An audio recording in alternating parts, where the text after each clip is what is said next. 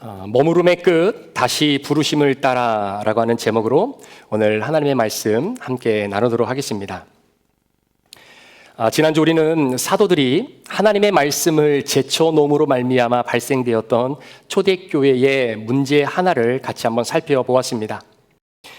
하나님의 말씀이 교회의 절대적인 기준으로 자리 잡지 못할 때 사도들은 자신들의 출신과도 같은 히브리파 과부들에게만 굉장히 많은 혜택을 주게 되는 과오를 범하게 됩니다. 결국은 이 차별과 분열의 문제가 초대교회 공동체의 존립 자체에 영향을 줄 수 있다고 판단된 사도들은 철저하게 자신들의 과오와 죄를 회개하고 이 문제를 지혜롭게 해결해 나갑니다. 어떻게 보면 올바른 적용을 했다라고 이렇게 볼 수 있을 것 같은데요. 과연 사도들은 어떤 적용을 했던 것일까요? 사도들은 자신들에게 주어졌던 역할, 즉 말씀과 기도 사역에 몰두하기로 결정합니다. 그리고 대신에 자신들이 해왔던 구제와 섬김의 사역을 헬라파 출신의 사람들 7명의 집사를 선정하고 난 이후에 그들에게 성령과 지혜가 충만하게 임하기를 기도하고 그리고 그들에게 안수하여 그리고 그 사역을 위임하게 됩니다. 그 중에 바로 우리가 잘 알고 있는 스데반 집사님이 7 집사님 중에 한 분이십니다. 오늘 본문 8절에 보니까 성령과 지혜가 충만했던 스데반 집사가 은혜와 권능이 충만해져서 많은 기사와 이적을 베풀게 되자 당시의 제사장이 예전에 베드로 때문에 느꼈던 그런 위협감들을 다시 느끼기 시작합니다. 그래서 스데반 집사를 처리하고자 사람을 돈 주고 매수한 다음에 거짓 고발을 하고 거짓 증언을 하게 만든 것이죠. 자, 그런데 거짓 고소의 핵심 내용은 뭐냐면 스데반 집사가 당시에 모세의 율법을 남용했다라는 겁니다. 그러니까 모세의 율법을 잘못 해석해서 사람들을 현혹시키고 그래서 결국 스데반 집사는 이단이다라고 몰아갖고 있는 상황인 겁니다. 이때 스데반 집사는 자신을 고소한 사람들을 향해 내가 어떻게 대응을 해야 하는지 이 부분이 오늘 우리가 함께 다루게 되어지는 본문의 내용입니다. 그 내용을 핵심을 한마디로 소개한다면 하나님의 구속사의 흐름 가운데 예수 그리스도가 참된 메시아이시다라고 하는 것을 오직 말씀으로만 풀어서 설명을 하기 시작을 하는 거죠. 여기서 우리가 놓치지 말아야 될 것은 여러분 스데반은 사도가 아닙니다. 스데반은 당시 랍비들처럼 성경을 체계적으로 배웠던 사람이 아닙니다. 그저 저와 여러분처럼 한 교회를 섬기는 평신도 사역자일 뿐이었습니다. 그런데 그 스데반이 말씀과 성령이 충만하니까 구약 성경에 기록되어져 있는 하나님의 구속사를 거침없이 막힘없이 말씀을 풀어내기 시작합니다. 사랑하는 성도 여러분, 바로 큐티의 비전이 저는 여기에 있다고 생각합니다. 우리는 하나님의 음성을 듣기를 원합니다. 하나님의 뜻이 무엇인지 분별하기를 원합니다. 그런데 여러분 그거 아십니까? 하나님의 뜻은 이미 저와 여러분들에게 주어졌다라는 것입니다. 하나님의 뜻은 저 멀리에 있는 것이 아니라 이미 성경 66권 안에 저를 향한 여러분들을 향한 하나님의 구원의 계획과 섭리와 그 모든 뜻이 하나님의 말씀 안에 다 기록되어져 있다라는 겁니다. 그래서 요한복음 1장 1절은 우리에게 이렇게 고백합니다. 태초에 말씀이 계시니라. 이 말씀이 하나님과 함께 계셨으니 이 말씀은 곧 하나님이시니라. 이어지는 요한복음 1장 12절 말씀에도 말씀이 육신이 되어 우리 가운데 거하시니 하나님의 독생자의 영광이요 은혜와 진리가 충만하더라 라고 고백합니다. 사랑하는 성도 여러분, 말씀이 곧 하나님이십니다. 따라서 말씀의 소리가 곧 하나님의 음성입니다. 어디 이상한 곳에 가서 하나님의 음성 들었다라고 말씀하지 마시고요. 풀은 마르고 꽃은 시들다 할지라도 영원히 변함없는 하나님의 말씀에서 하나님의 음성을 듣고 순종하고 그 말씀을 적용하며 살아가는 이 축복의 여정이 이번 한 주간도 저와 여러분의 삶 가운데 펼쳐지기를 예수님의 이름으로 축원합니다. 그래서 여러분께 도전드립니다. 여러분도 매일매일 주어진 말씀을 묵상하고 하나님의 음성을 말씀의 소리로 듣는 훈련이 쌓이고 쌓이고 쌓이다 보면 여러분들도 스데반처럼 말씀과 성령이 충만한 주님의 사역자가 되고, 더 나아가서는 누군가를 말씀의 사람으로 세워내는 가장 중요한 조력자의 역할인 브릿지의 역할을 잘 감당할 수 있으리라 믿습니다. 오늘 우리가 다루게 되는 본문은 소위 스데반 집사가 했던 설교의 가장 서론 부분, 첫 부분인데, 그 첫 부분이 누구로부터 시작되냐면 아브라함으로부터 시작됩니다. 그런데 여기서 우리가 눈여겨봐야 될 부분이 하나 있습니다. 바로 하나님께서 아브라함을 부르신 사건에 내포되어져 있는 구원의 굉장히 중요한 포인트 하나가 있습니다. 하루는 하나님께서 아브라함이라고 하는 한 사람을 선택하시고 부르십니다. 그리고 아브라함에게 하셨던 말씀이, 너는 본토 친척 아비집을 떠나서 내가 너에게 지시할 그 땅으로 가라 라고 말씀을 주십니다. 여러분, 지금 하나님께서 아브라함에게 이렇게 말씀하시는 것은요, 예사로운 일이 아닙니다. 왜냐하면 당시 고대 근동 지역의 사람들이 믿던 신은 전적인 100% 지역신이었습니다. 그러니까 내가 살고 있는 마을, 이 지역에서만 영향력을 미칠 수 있는 신이 바로 내가 믿는 바로 그 신이었다라는 거죠. 그리고 그 지역신은 그 지역에 살고 있는 사람들에게만 예배를 받고 영광을 받는 겁니다. 따라서 자신이 지역신으로 있는 입장에서 그 지역에 있는 사람들이 많아지면 많아질수록 그 지역을 관할하고 있는 신은 당연히 좋겠죠. 왜냐하면 많은 사람들이 나를 예배하고 나를 경배하기 때문입니다. 그래서 그 지역신은 그 지역에 살고 있는 사람이 마음에 들지 않고 영 마음이 썩 들지 않아도 너 나가, 너 이 지역에서 떠나라 이렇게 말할 수 있는 신은 존재하지 않습니다. 절대로 그렇게 못합니다. 한 사람이라도 더 지역에 들어오는 것이 지역신의 입장에서는 좋은 거겠죠. 그런데 하나님은 아브라함을 향해 떠나라 라고 이야기합니다. 아니, 사람이 그 지역을 떠나면 그 지역신에게 불리한 것 아니겠습니까? 그런데 떠나라는 겁니다. 여러분, 이게 무슨 의미일까요? 창세기 12장 2절 3절 말씀에 이렇게 기록되어 있습니다.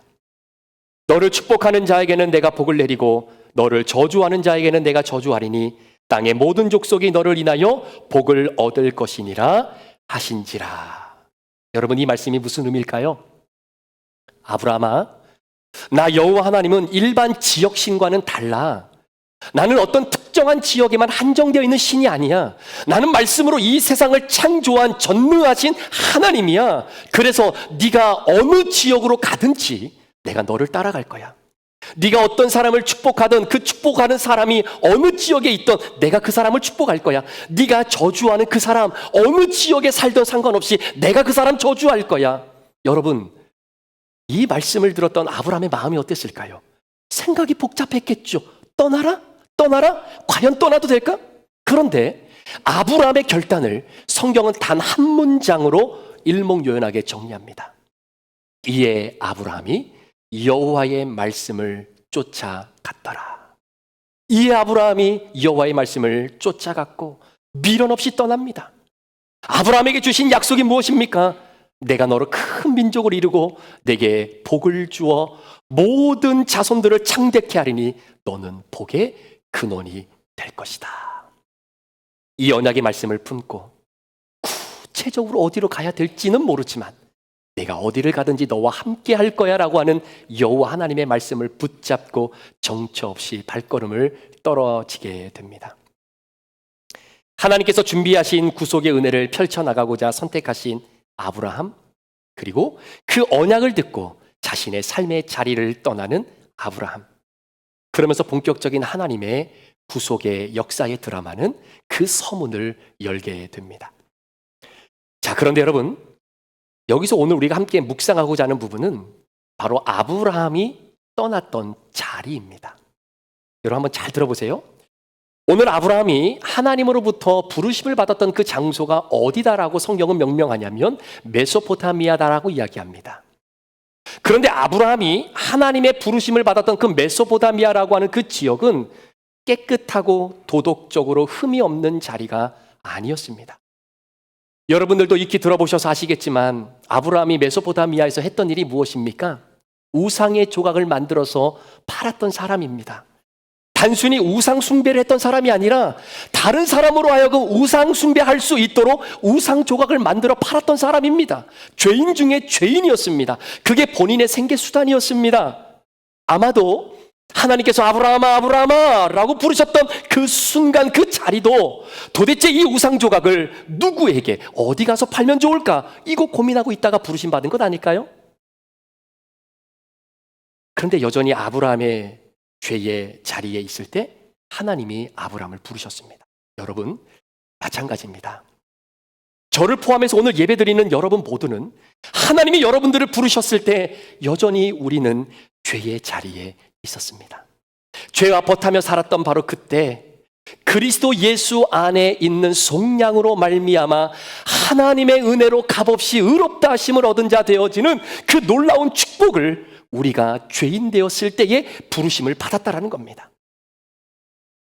제가 어릴 때 주일학교 선생님이나 전도사님들이 성경에 나오는 인물을 가르쳐 주셨을 때를 잠시 한번 기억해 보니까 성경에 나오는 인물들은 뭔가 나하고는 좀 다른 사람, 내가 범접할 수 없는 그런 사람이 아니었는가 그런 생각이 듭니다. 예를 들어 요셉과 같이, 다니엘과 같이 하나님이 이들을 축복하시고 이들의 삶의 형통함에 복을 주신 이유는 이들이 복을 받을 이유가 구원받을 어떤 이유가 있지 않겠는가. 그러니까 얘들아 너희들도 요셉처럼 다니엘처럼 예배 잘 드리고 기도 잘하고 하나님 말씀 잘 듣고 그렇게 살아야 돼 라고 하는 말씀이 들려질 때마다 부담스러운 겁니다. 왜? 나에게는 그런 조건이 없으니까. 그런데 구속사 안에서 모든 사람이 하나님의 구원을 얻는 그 자리가 어딘 줄 아십니까? 바로 죄악의 한가운데 있던 그 자리입니다. 모태신앙이요? 아닙니다. 교만의 자리든지 미움과 시기의 자리든지 음란의 자리든지 열등감의 자리든지 거짓의 자리든지 상관없이 우리는 아브라함처럼 죄악의 자리에 있을 때 구원의 초대를 받은 겁니다. 그렇다면 우리가 죄악의 자리에서 부름을 받았을 때 구원받은 하나님의 택자인 우리들에게 가장 먼저 요구하시는 것이 무엇이냐면 내가 서 있었던 죄의 자리에서 떠나는 겁니다. 구원받은 나에게, 하나님의 부르심에 순종하는 나에게 가장 먼저 일어나야 되는 일은 내 죄의 자리에서 떠나는 겁니다. 그런데 내가 부르심을 받았다고 하는데 여전히 그 자리에 머물러 있다? 떠난 자리가 하나도 없다? 그렇다면 죄송합니다. 내가 하나님의 부르심을 정말 받았는지 심각하게 고민해 보셔야 합니다. 여러분, 이유가 있어서 구원받는 사람은 단 한 사람도 없습니다. 우리는 100% 죄인이기 때문에 죄인이 구원의 은혜를 누리고 그 부르심에 반응하기 위해서는 지금 내가 서 있는 죄악의 메소포타미아라고 하는 이 땅을 떠나야 합니다. 그래서 철로 역정이라고 하는 책에 보면 한 사람이 천국의 여행을 하기 위해 구원의 여정을 출발하게 되는데 그 여정의 첫 시작이 그 사람이 살고 있던 죄의 고향으로부터 떠나는 것으로 시작이 됩니다. 여러분, 떠나는 것으로부터 우리 구원의 여정은 시작되는 겁니다. 자, 그런데 오늘 본문을 가만히 보니까 하나님께서 계획하신 이 구원의 진행이 잠시 지연되는 상황이 발생됩니다. 바로 아브라함이 메소포타미아를 떠나 하나님이 약속하신 가나안 땅까지 가는 여정 중에 어느 곳에 잠시 머물게 되죠. 어디입니까? 하란이라는 곳에 잠시 머뭅니다. 여러분, 지금 아브라함이 하나님의 은혜를 받고 구원의 여정을 걸어가시는 이 모든 구원을 가로막고 있는 의외의 인물이 오늘 성경에 등장하게 되는데 그게 누구냐면 바로 아브라함이 가장 소중하게 생각했던 아버지 데라입니다. 자, 그 증거가 사도행전 7장 4절 말씀을 한번 보십시오. 아브라함이 갈대아 사람의 땅을 떠나, 여기가 메소포타미아입니다. 갈대아 사람의 땅을 떠나 하란에 거하다가 그의 아버지가 죽음에 그를 거기서 너희 지금 사는 이 땅으로 옮기셨느니라 라고 기록합니다. 자, 보세요. 아버지가 죽으니까 아브라함의 구속사가 다시 시작됐다라고 하는 것은 굉장히 상징적이고 중요한 구절입니다. 여러분, 이 말씀은 문자적으로 우리 육신의 아버지가 죽어야 구원받는다는 말씀이 아니지 않습니까? 자, 그렇다면 아브라함에게 있어서 아버지가 죽었다는 것이 무엇을 의미하는 것일까요? 아버지의 죽음의 의미를 한번 살펴보려고 합니다. 오늘날 우리가 성경을 읽고 배우는 가운데 가장 큰 도움을 준 한 사람은 사도 바울입니다. 사도 바울이라고 하는 사람이 소위 신학의 체계를 잡아왔고 성경의 주제를 일목요연하게 정리했던 사람이 바로 사도 바울이죠. 그 중에 대표적인 것이 바로 구원의 대상입니다. 당시 구약을 기반으로 본다면 여러분, 구원은 유대인들에게만 해당되어지는 것이다라고 생각을 했었습니다. 그렇기 때문에 당시에는 율법이겠죠. 유대인들은 생각하기에 이 율법이라고 하는 것은 우리 유대인의 가족들에게만 계승되어지는 말씀이지 다른 사람들에게 전해지고 전파되어져야 되는 말씀이라고는 꿈에도 생각을 못했던 겁니다. 그런데 이 율법이 유대인뿐만 아니라 모든 사람들에게도 적용되어진다라고 하는 이 놀라운 구원의 대상의 확장을 보여준 사람이 바로 사도 바울입니다. 그래서 사도 바울 때문에 율법이라는 것이, 복음이라고 하는 것이 계승되어져야 되는 말씀이 아니라 전파되어져야 되고 전해져야 되는 말씀이다 라고 하는 그 성향을 전환했던 사람이 바로 사도 바울이죠. 대단한 사람입니다. 그리고 또 한 가지 사도 바울의 가장 큰 업적 중에 하나는 구속사의 흐름 속에 있는 이 죽음이라고 하는 것에 대한 의미의 지평을 열어놓은 사람이 사도 바울입니다. 자, 그렇다면 여러분, 사도 바울이 발견한 이 죽음의 의미가 무엇일까요? 한번 들어보세요. 만약에 여러분의 집에 누군가가 여러분의 허락 없이 들어왔다라고 한번 가정을 해보겠습니다. 그러면 당연히 여러분 나가라고 하겠죠. 불법적으로 들어왔기 때문에 합법적으로 내쫓을 수 있는 겁니다. 자, 그런데 무엇인가가 여러분의 마음으로 들어온다라고 했을 때 그것은 내가 마음의 문을 열어주지 않으면 절대로 내 안에 들어올 수 없는 겁니다. 그러니까 무엇인가가 내 마음속에 들어왔다라는 것은 내가 합법적으로 마음을 열어줬기 때문에 그것이 내 마음속으로 들어왔다라는 이야기죠. 여러분, 결혼이라는 것도 그런 것 아닙니까? 결혼이라고 하는 예식이 진행되기 이전에 이미 상대방이 내 마음에 들어오도록 내가 마음의 문을 열어주고 허락했기 때문에 그 사람이 내 마음속에 들어와 있는 거죠. 그 이유가 외모 때문이든 친절함 때문이든 돈 때문이든 그 어떤 이유였든지 간에 말입니다. 자, 그런데 여러분, 이걸 아셔야 돼요. 어떤 것이 내 마음속에 들어왔다라고 하는 것은 좋을 수도 있지만 굉장히 위험스럽습니다. 이유는 들어오는 것은 쉽습니다. 그런데 내보낼 때는 전혀 다른 문제가 되는 겁니다.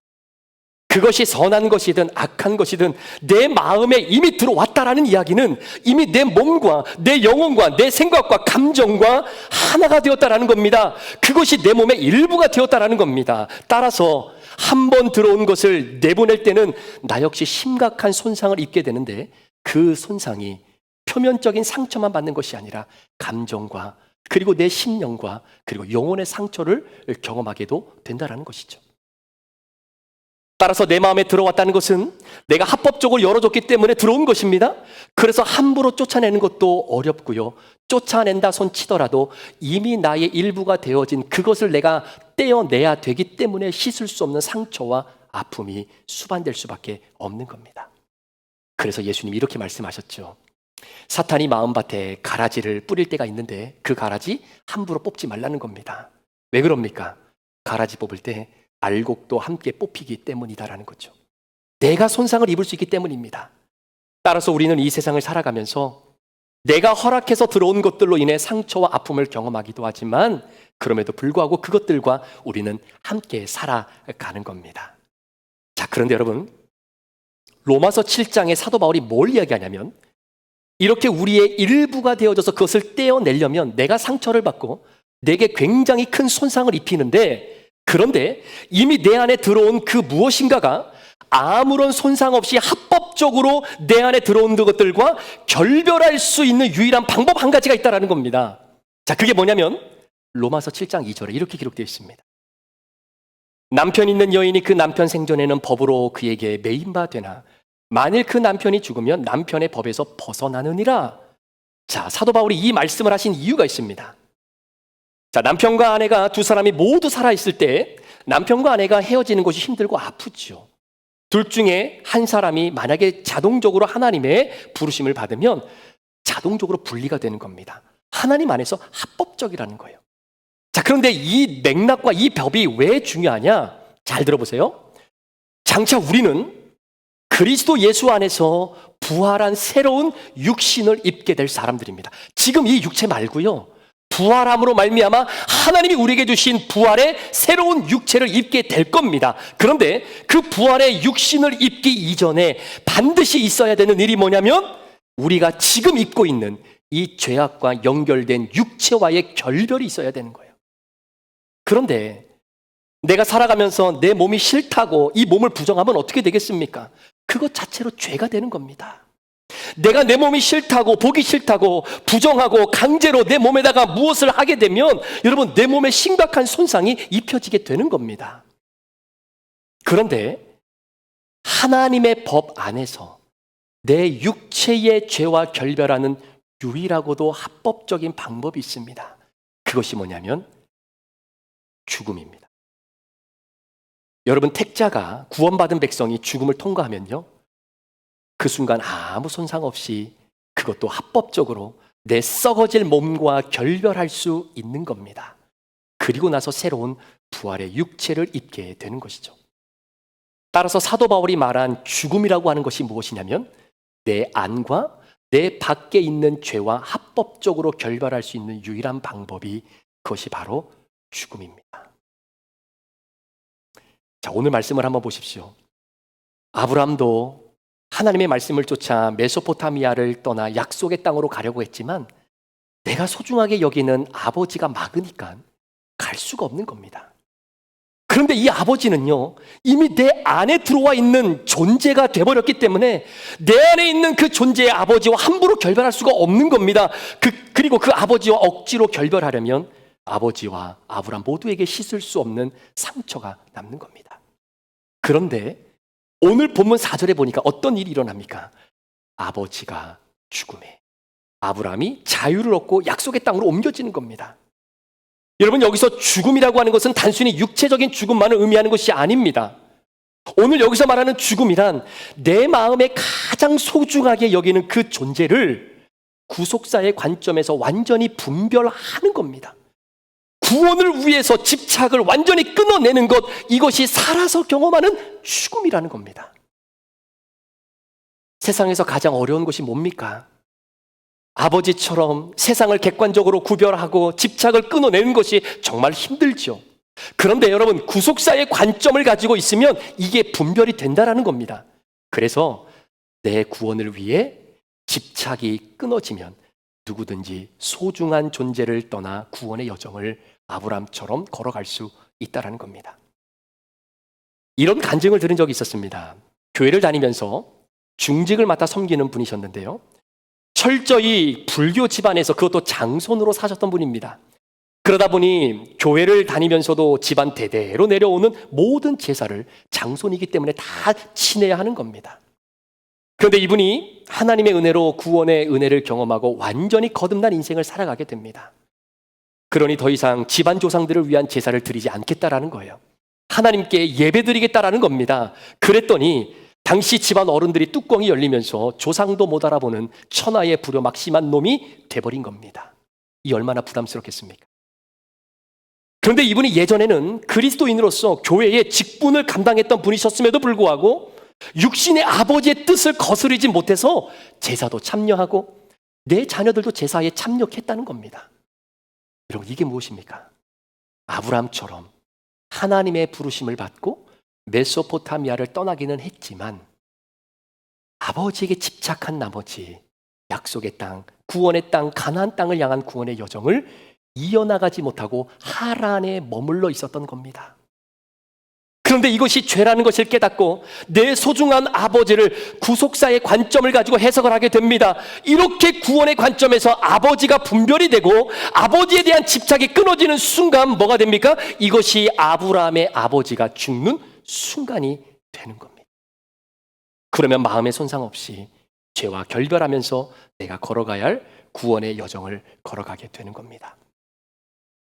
저는 오늘 말씀을 준비하면서 이 말씀을 어떻게 내 자신에게 적용을 좀 해볼까 고민하면서 2023년도 12월 1일부터 개인적으로 본격적인 큐티를 시작하게 되면서 제가 스스로 다짐한 것이 있었습니다. 내 의지와는 상관없이 큐티를 하지 못할 때를 제외하고는 말씀을 하루라도 놓치지 말자라는 게 제 다짐이었습니다. 그런데 실제로 그렇게 한번 살아보니까 너무나 힘든 겁니다. 해야 할 일도 많은데 거기에 이제 큐티까지 들어오니까 가뜩이나 부족한 시간이 더 부족하게 느껴지는 겁니다. 그러다 보니까 자꾸 제 마음에 큐티를 뒤로 미루고자 하는 마음이 꿈틀거리기 시작을 합니다. 어떤 때에는요, 내가 꼭 이렇게까지 해야 되나? 굳이 이렇게 하지 않고도 목회 잘하는 목사님들도 많은데 내가 너무 섣불리 그렇게 시작한 것은 아닐까라는 생각이 든 적도 있었습니다. 그런데 오늘 스테반 설교의 말씀을 묵상하면서 이런 마음이 들었습니다. 처음 큐티를 시작하겠다라고 주님 앞에 고백했을 때 나의 메소포타미아를 잘 떠났습니다. 그리고 큐티 목회로 제 구원의 여정을 새롭게 출발해서 걸어가다가 본의 아니게 하란이라는 곳에 멈추어버리게 된 겁니다. 내가 굳이 이렇게 하지 않아도 된다라고 하는 이 합리적인 생각이 자꾸 내 마음에 찾아오고 나를 안주하고자 하는 이 본능의 마음이 너무나 불일 듯 일어나는 겁니다. 내가 이렇게 한다고 한들 누구 한 사람 은혜 받고 믿음의 여정을 회복할 사람이 있겠나? 라고 하는 마음이 자꾸 저를 유혹합니다. 이 마음이 저에게는 하란이었습니다. 그런데 하루는 어느 집사님으로부터 문자가 왔습니다. 목사님, 오늘 아침에는 큐티 영상이 올라오지 않았습니다. 매일매일 올려주신 큐티 영상으로 하루하루를 버티며 살아갑니다. 그날 깜빡 잠이 들어서요. 일어나 보니까 시간이 지난 겁니다. 제가 그 문자를 보고 제 자신을 보호하고 나를 스스로 변호하려고 했던 그 생각의 집착, 그 모습을 하나님 앞에 회개했습니다. 그리고 마음의 결단이 다시금 회복이 됐는데요.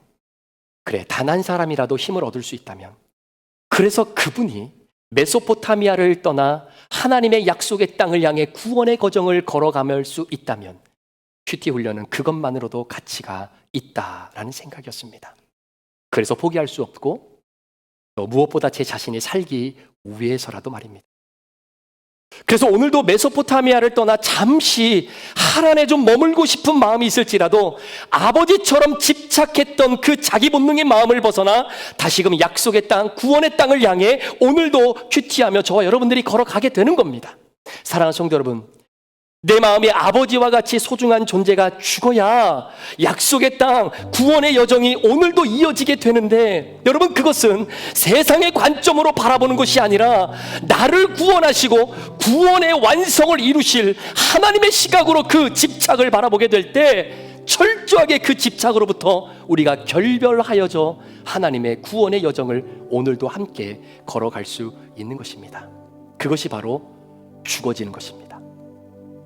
오늘 예배 나오신 여러분들 가운데 내 구원과 거룩을 오늘도 방해하고 있는 이 아버지처럼 소중하게 여기는 것이 혹시 무엇입니까? 간절히 기도하며 소망하기는 여러분 다른 시각이 아니라 나를 구원하길 원하시는 하나님, 이 구속사의 관점에서 이 모든 것이 해석되고 분별되어서 메소포타미아에서 이미 떠난 여러분들이 하란에 머물러 계시지 않고 우리가 걸어가야 할 바로 그 구원의 여정, 믿음의 여정을 주님과 함께 다시 출발하시기를 축복합니다. 그리고 이번 한 주도 여러분 가정과 직장 그리고 사업의 현장에서 그 주님과 함께 성공이 우리의 삶의 목적이 아니라 거룩이 여러분의 삶의 목적이 되는 이번 한 주간 구원의 여정의 여행, 오늘 잘 출발하셔서 잘 다녀오시고 다음 주일 함께 그 주님 앞에 우리의 마음을 고백하며 구원의 여정을 걷게 하신 그 하나님께 모든 것을 고백하며 예배로 나아가는 저와 여러분들의 아름다운 이번 한 주간의 삶이 오늘부터 펼쳐지기를 우리 구주 예수 그리스도의 이름으로 간절히 축원합니다. 기도하시겠습니다. 이 시간 주님이 주신 하나님의 마음을 가슴에 품고 두 가지 적용 질문을 드립니다. 첫 번째 질문입니다. 구원의 여정을 오늘도 승리하기 위해 내가 떠나야 할 나의 하란은 무엇입니까? 구원의 여정을 오늘도 승리하기 위해 내가 떠나야 할 나의 하란은 무엇입니까? 두 번째 질문입니다. 나의 신앙과 구원의 길을 가로막는 아버지, 대라, 그 존재는 무엇이며 이것과 결별하기 위해 나는 어떤 노력을 해야 하겠습니까? 나의 신앙과 구원의 길을 가로막는 아버지 데라의 존재는 무엇이며 이것과 결별하기 위해 나는 어떤 노력을 해야 하겠습니까? 이 시간 이 질문을 가슴속에 품고 주님, 내가 어떻게 이번 한 주간 하란에 머물러 있는 내 자신이 주님 약속하신 가나안 땅을 향해 어찌 출발할 수 있을까요? 주님, 나를 붙잡아 주시고 도와주시옵소서. 우리 그런 마음으로 주님 앞에 한번 결단하며 우리 기도하며 주님 주신 성찬의 자리로 함께 나아가겠습니다. 기도하겠습니다.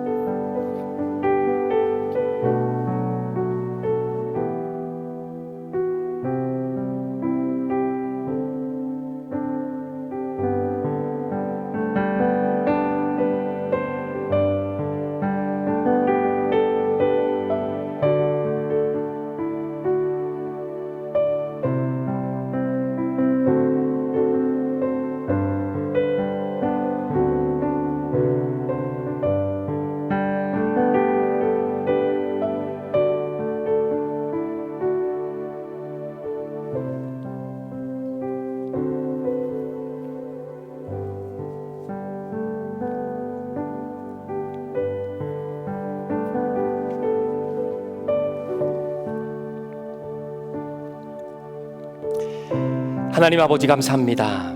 이 시간 우리에게 구원의 은혜를 허락해 주시고 우리 인생의 목적은 성공이 아니라 거룩이며 그리고 구원의 완성을 위해 오늘도 걸어갈 수 있는 믿음을 우리에게 주신 하나님, 이 시간 예수 그리스도의 십자가의 보혈로 우리의 죄를 용서해 주시고 나를 구원하시기 위해 찢기신 그 몸과 흘리신 피를 오늘 믿음으로 우리가 함께 대합니다. 오늘 이 주님의 살과 피를 믿음으로 대할 때 여전히 머물러 있는 하란은 나에게 무엇이고 내 속에 집착함으로 말미암아 구원의 여정을 지속적으로 걸어가지 못하는 그 소중한 아버지와 같은 존재가 무엇인지 이것들과 결별하기 위해 주님, 나는 어떻게 이번 한 주간을 살아야 될지 주님 말씀해 주시는 시간 되게 하여 주옵소서. 감사를 드리며 예수 그리스도의 귀하신 이름으로 기도합니다. 아멘. 예수님께서 십자가에 못 박혀 돌아가시기 바로 전날 밤 제자들과 마지막 유월절 만찬을 나누시며 떡을 떼시며 말씀하셨습니다. 받아 먹어라. 이것은 내가 너희를 위하여 찢기는 나의 몸이다 라고 말씀하셨습니다. 식사를 마치시고 난 이후에 잔을 들어 제자들에게 주시며 말씀하셨습니다. 받아 마셔라. 이것은 내가 너를 위하여 흘리는 나의 피, 곧 언약의 피니라. 주님의 살과 피를 대하지 않는 자는 나와 상관이 없다라고 말씀하신 주님, 오늘 우리의 구원을 위해 허락하신 예수 그리스도의 살과 피를 믿음으로 함께 대하면서 혹시 여전히 하란 땅에 머물러 있는 나의 구원의 여정이라면 다시 한번 주님의 살과 피를 통해 믿음으로 그 땅을 떠나 약속의 땅을 향해 구원의 여정을 이번 한 주간도 잘 걸어가시는 우리 모든 성도님들 되시기를 축복합니다.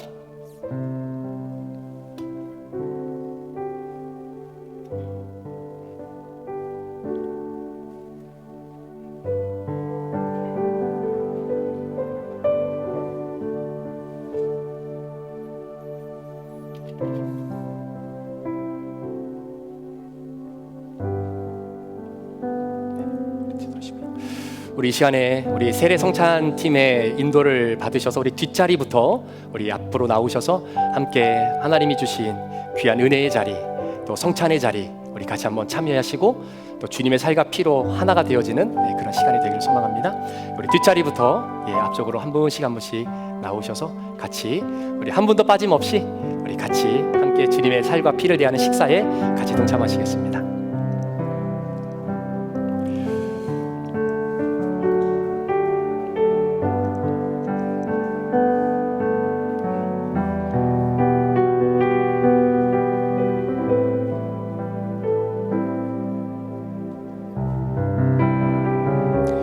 예수님이 저와 여러분들을 위해 찢기시고 흘리신 이 피는 다른 이유가 아닙니다.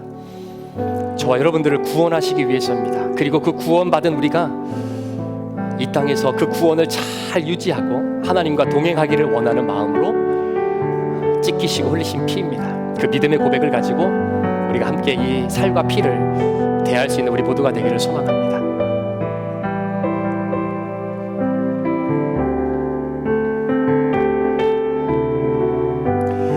예수님께서 저와 여러분들의 구원을 위해 죽으셨던 것처럼 우리도 그 구원의 여정을 걸어감에 있어 집착하여 구원의 여정을 걷지 못하게 하는 그것들과의 결별이 저와 여러분의 인생 가운데 있었으면 좋겠습니다.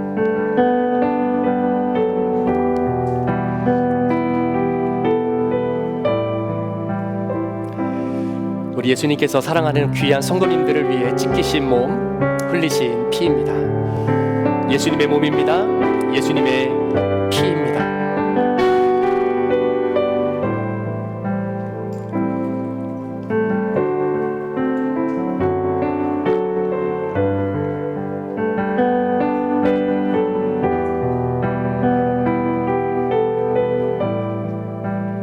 주님의 살과 주님의 피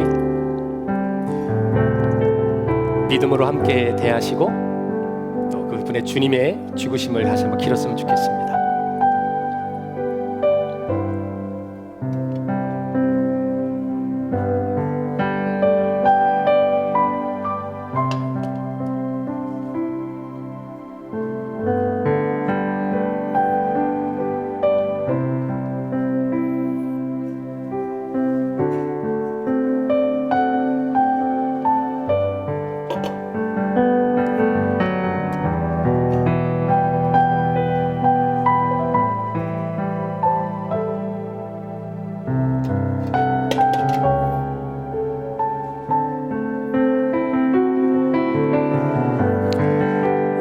빠짐없이 우리 예수님께서 베풀어 주신 소중한 식탁, 천국의 식탁에 함께 여러분 참여하셔서 또 귀한 식사 함께 나눴으면 좋겠습니다.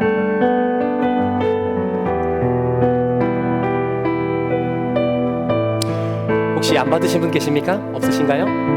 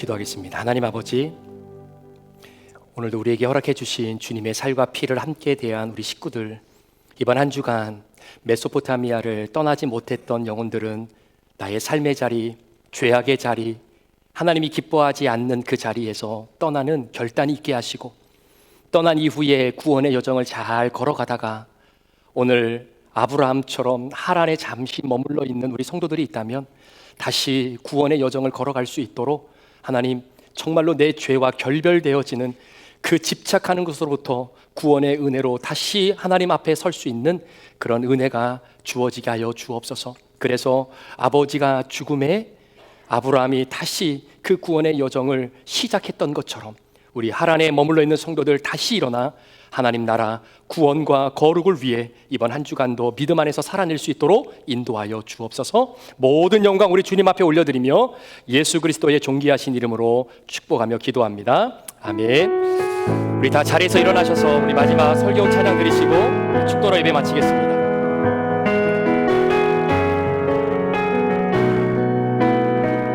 안개 속에서 주님을 보내 아무도 없을 것 같던 그곳에서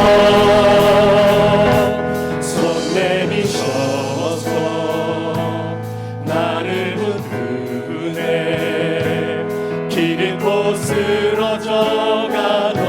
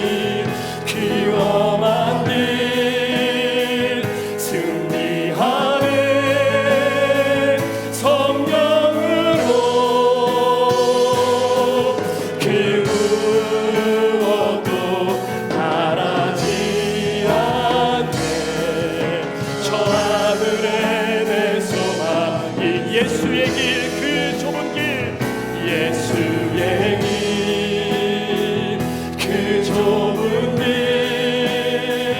나는 걷네 주 손잡고 그 무엇도 두렵지 않네 주님 주신 약속 내게 있으니 세상의 길 그 험한 길 승리하네 성령으로 그 무엇도 바라지 않네 저 하늘에 내 소망 예수님.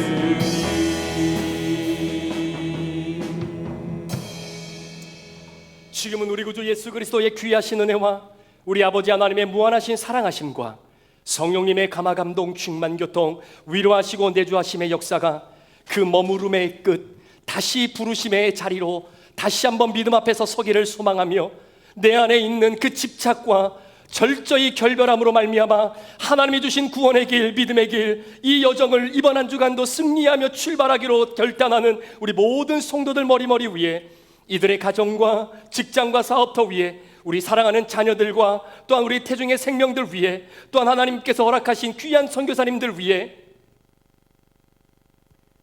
사랑하는 이를 먼저 주님 앞에 보내고 이루 말할 수 없는 슬픔과 아픔 속에 잠겨있는 우리 사랑하는 귀한 식구들 위해 또한 군복무를 감당하기 위해 먼 길을 떠나는 우리 사랑하는 소중한 귀한 청년 위해 지금부터 영원토록 함께 계시기를 간절히 축원하옵나이다. 아멘.